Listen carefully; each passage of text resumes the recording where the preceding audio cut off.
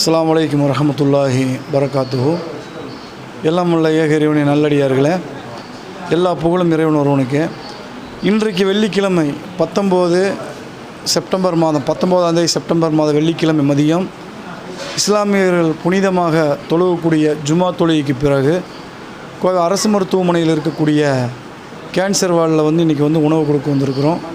இப்போ பத்திரிகையாளர் சந்தித்த போது அவர்கள் நீங்கள் என்னென்ன பணிகள் செய்கிறீங்க இந்த 6 வருடத்தில் அப்படின்னு நம்மக்கிட்ட கேட்டிருக்கிறாங்க. இறைவனுடைய மாபெரும் கருணையை கொண்டு இந்த பணி ஆரம்பித்து 6 வருடம் ஆகிவிட்டது. இது நம்ம எதுக்கு வேண்டி செய்கிறோம் என்னென்னு கேட்டால், இஸ்லாமிய அடிப்படையில் இறைவனுடைய தூதர் நபிகள் நாயகம் ஸல்லல்லாஹு அலைஹி வஸல்லம் அவங்க என்ன சொல்லியிருக்கிறாங்கன்னா, பசித்தவருக்கு நீங்கள் இஸ்லாத்திலே சிறந்தது என்னவென்று கேட்டாருக்கு, பசித்தவருக்கு நீங்கள் உணவளிங்க, நோயாளிகள் நலம் விசாரிங்க அப்படின்னு சொல்லியிருக்கிறாங்க.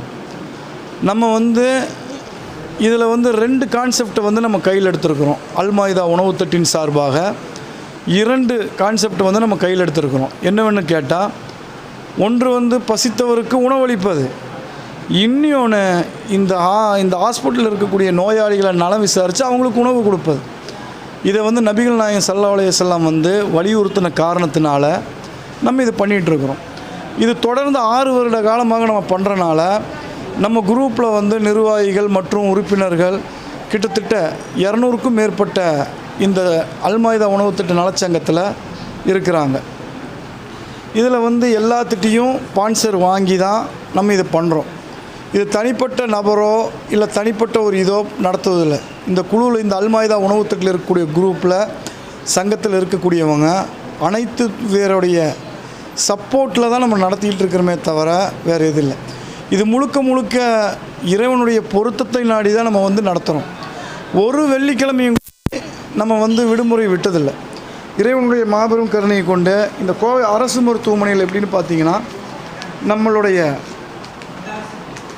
ஆர்எம்ஓ டீன் அவங்ககிட்ட உரிய பர்மிஷன் வாங்கி எல்லா வார்டுக்கும் போகக்கூடிய அந்த இதை நம்மளுக்கு பர்மிஷன் கொடுத்துருக்குறாங்க. அதனால் இந்த பணி மேலும் மேலும் சிறப்பாக நடைபெறுவதற்கு இறைவனிடத்தில் துஆ செய்யும். நோயாளிகளுக்கு நம்ம எப்படி கொடுக்குறோன்னா, இன்றைக்கி இருக்கக்கூடிய கேன்சர் வார்டில் தான் நம்ம நிற்கிறோம். இப்போ பார்த்திங்கன்னா எல்லாருமே பின்னால் இருக்கக்கூடியவங்க எல்லாமே கேன்சர் நோயாளிகள். இந்த மாதிரியான நபர்களுக்கு தான் நம்ம கொடுக்குறோம்.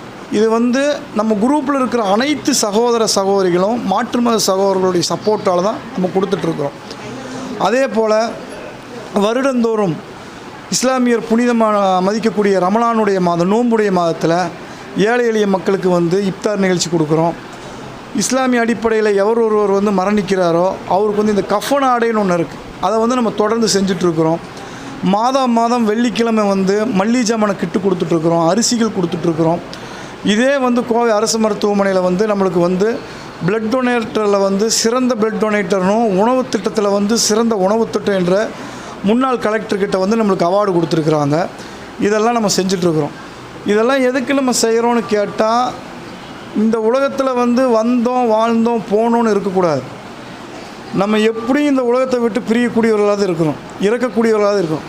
நபிகள் நாயகம் ஸல்லல்லாஹு அலைஹி வஸல்லம் சொன்ன மாதிரி, அதுக்கு முன்னால் நீங்கள் என்னென்ன நன்மையான காரியம் உங்களுடைய ஆகிறதுக்கு என்னென்ன வேணுமோ அதை நீங்கள் செஞ்சுருங்கன்னு சொன்ன ஒரே காரணத்துக்காக இறைவனுடைய பொருத்தத்தை நாடியும் நபிகள் நாயகம் ஸல்லல்லாஹு அலைஹி வஸல்லத்துடைய வலியுறுத்தல் காரணத்தினால இந்த பணி செஞ்சுட்ருக்குறோம். இந்த பணி மேலும் மேலும் சிறப்பாக நடைபெறுவதற்கு அனைவரும் இறைவனிடத்தில் துஆ செய்யுமாறு அன்பு